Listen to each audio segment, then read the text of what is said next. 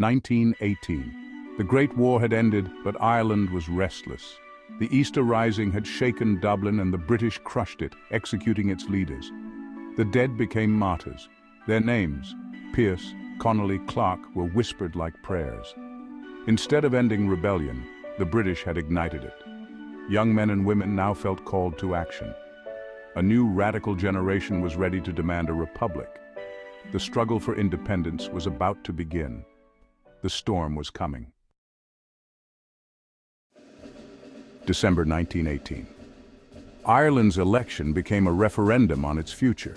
Sinn Féin swept to victory, promising no more British rule.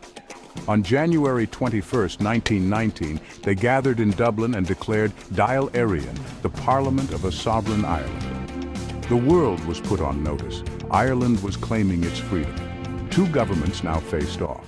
The countdown to conflict had begun. On the day the Dáil declared independence, violence erupted in County Tipperary. Irish volunteers, soon to be the IRA, ambushed and killed two RIC policemen. The Solo Headbeg ambush marked the start of the Irish War of Independence. It wasn't ordered by the Dáil, but it set the tone for the conflict. This was not a war of armies and trenches, but of guerrilla tactics. The IRA, small and poorly armed, fought in flying columns, striking quickly and vanishing. They relied on local support for food, shelter, and information. The main target, the Royal Irish Constabulary, seen as collaborators. The IRA burned barracks, ambushed patrols, and boycotted police families. Morale in the RIC collapsed, many resigned. The British struggled to control the countryside. Violence escalated as 1919 turned to 1920. The British sent more troops and declared martial law, but the IRA was elusive. The war was fought in shadows, ambushes, raids, and reprisals. Ordinary people were caught in the crossfire, struggling to survive. Ireland was now a battleground of secrets and sudden violence. The guerrilla war was relentless. The struggle for independence had become a daily reality. The fight for freedom was everywhere and nowhere. In Dublin, the war became a battle of intelligence and assassination. Michael Collins, the IRA's Director of Intelligence, built a vast spy network. He had informants everywhere, even inside Dublin Castle. Collins created the Squad, a unit tasked with eliminating British spies and informers. Their assassinations, often in broad daylight, terrified the British. Dublin became a city of fear. No British official felt safe. The British, desperate, recruited the Black and Tans, ex-soldiers in mismatched uniforms. They were joined by the auxiliaries, former officers sent to crush the rebellion. These forces responded to IRA attacks with brutal reprisals, burning homes, looting, and executing suspects. Their violence was often random and indiscriminate. Instead of crushing the IRA, the Black and Tans fueled more resistance. They became a symbol of British oppression. The cycle of violence and revenge intensified. The war in Ireland was now a bitter struggle, marked by cruelty on both sides. The Black and Tans' brutality only strengthened the resolve for independence. The conflict was spiraling out of control. The city and countryside alike were gripped by fear. The fight for Ireland's future had become a war without rules. The stakes had never been higher. November 21st, 1920. Bloody Sunday. That morning, Michael Collins's squad assassinated 14 British intelligence agents across Dublin. It was a devastating blow to British intelligence. The British responded with fury. That afternoon at Croke Park, British forces opened fire on a crowd at a football match. 14 civilians died, including player Michael Hogan. The massacre shocked Ireland and the world. The British claimed they were fired on first, but few believed them. The event destroyed Britain's moral authority in Ireland. That evening, 3 IRA prisoners were killed in Dublin Castle, revenge for the morning's assassinations. Bloody Sunday summed up the war-calculated IRA violence, followed by brutal British reprisals. The lines between soldier and civilian were blurred. The conflict had reached a new level of darkness. Peace seemed further away than ever. Ireland was trapped in a cycle of bloodshed. By summer 1921, both sides were exhausted. The war was at a stalemate. The IRA was low on arms, the British under pressure. A truce was called on July 11, 1921. Irish leaders, led by Arthur Griffith and Michael Collins, went to London to negotiate. Eamon de Valera stayed in Ireland, a decision with lasting consequences. The talks were tense. Sovereignty, Ulster, and the status of the new state were fiercely debated.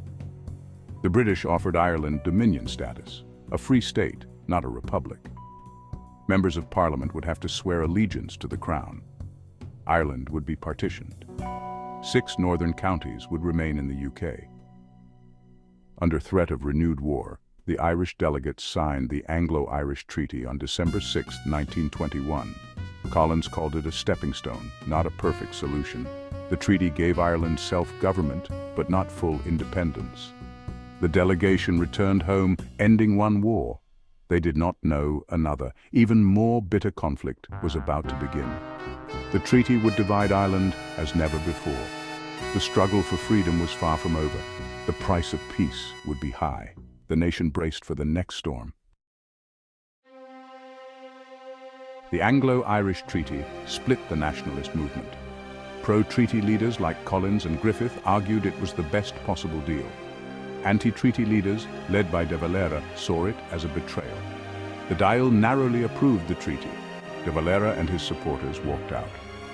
Ireland was divided, 2 groups, both claiming the legacy of 1916. The pro-treaty side formed a provisional government. The anti-treaty IRA refused to recognize it. Tensions erupted in June 1922 when anti-treaty forces occupied the 4 courts in Dublin. Collins, pressured by the British, ordered the National Army to attack. The Irish Civil War began, Irishmen fighting Irishmen with British guns. The Free State Army quickly took major towns, but anti-treaty forces retreated to the countryside. Guerrilla warfare resumed, ambushes, sabotage, and reprisals. The war was even more bitter than the fight against the British. Families and friends were torn apart. The dream of unity had become a nightmare of civil conflict. The new nation was being forged in fire and blood. The cost of freedom was growing higher. The wounds of civil war would last for generations. Ireland's hardest battle was now with itself.